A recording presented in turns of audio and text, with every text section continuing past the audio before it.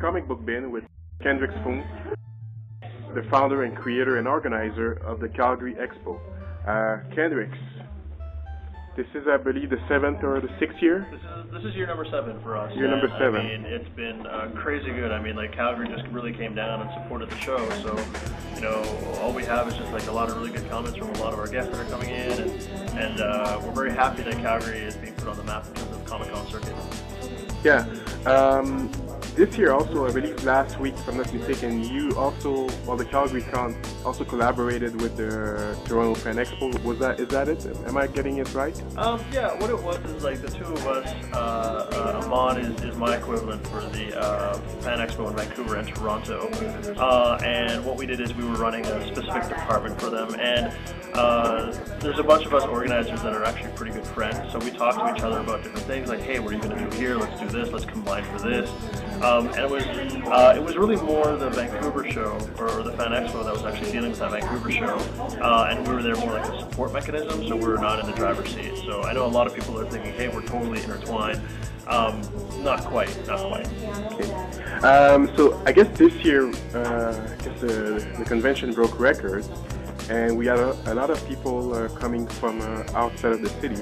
We used to have people from the nearby provinces in Edmonton, right?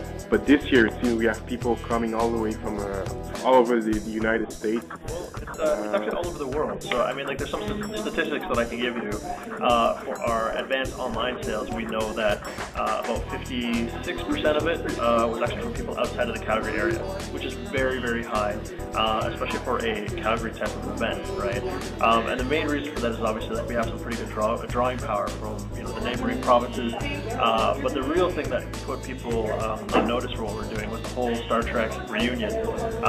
We had that as a separate event. We know that we had people from all over the world, not just the U.S. I know that we've got people from France that came in, some from Rome, some from Australia. You know, it's just everywhere, and it's just such a really cool thing for the fans to actually be a part of that, right? You know, it is in a way, you know, part of Star Trek history. So how do you see the Calgary Expo in the regular Calgary circuit of events? It seems like it's probably going to take its name now. It's going to be like one of the destination event of the year in Calgary. How do you feel about that? Well, I mean, this has always been one of our goals, right? I mean, we've always wanted to become a true destination point where, you know, people will recognize the Calgary Expo as a great place, great event to go check out. You know, they have a great time. Obviously, we still have some operational stuff that we're still working out, as with every single show. But we've had some really great supporters in the city, and we've also had some others that don't believe that we're a real festival, which is really funny, right? So you have more people than they do. I know. They're like, you know, from a tourism standpoint, right? We were talking with some other organizations, and they're like, you know, who are you guys? And then we said, we have 2,000 room nights. And instantly it's like, wait, what? Right? Oh my God, you have this effect on the tourism part? There's a lot of numbers that can actually back up what we're doing. And then for anybody that was here today or yesterday, just, you know, take a look at what was going on in terms of trying to get people in. It's like, it's just a massive sea of people, right? So, you know, everybody should know right now that we're a real event.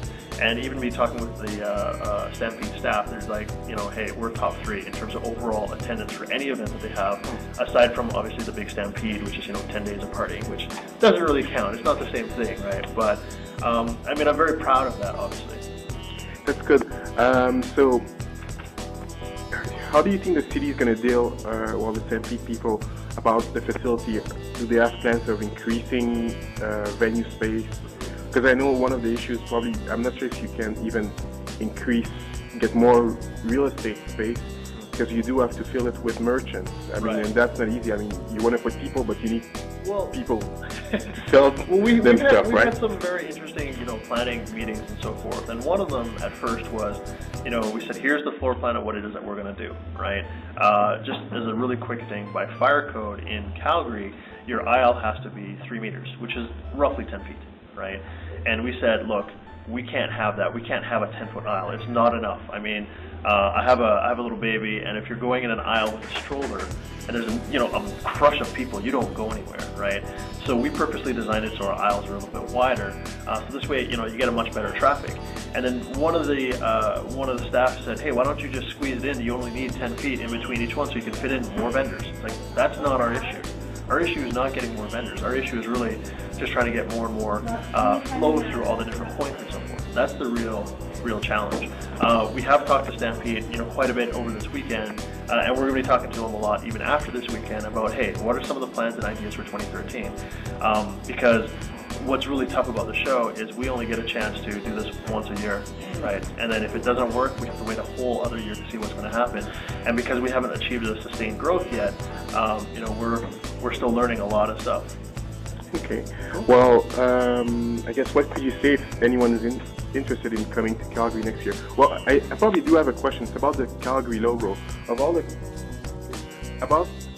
It's probably the only con I remember. I mean, very few of them have a very distinctive logo. Right. And you guys have always had this logo, if I'm not mistaken, at least 5 years or something. Year 2. Well, I've seen it before. Well, what it was, the story of the logo, yeah, is I don't know if you know, but we produce like the art book every year. Yeah. Right. Yeah. So it's actually the cover of the first year of the art book was this piece. Okay. But more of an illustration. Right? Okay. So the original art is actually done by an artist by the name of Alberto Ruiz. Right. And I have the original, which is like this massive piece hanging in my office because there's a lot of emotional significance to it, I guess you could say, for me. And it just evolved, right? So that first year logo looked nothing like this, right? Okay. Nothing like this at all. And then once we had this design, it was like, hey, would you mind if we turn this into the logo for the show? Yeah, that'd be awesome, And then we just made it like a really good calling card because I think it's very, it's starting to get a little bit more iconic, and a lot of fans are starting to recognize it. And what's great as well is we also have a mascot, right, by the name of Emily Expo, right? And that just happened very organically. Like, she's a redhead, she looks like it, she's actually part of the core team.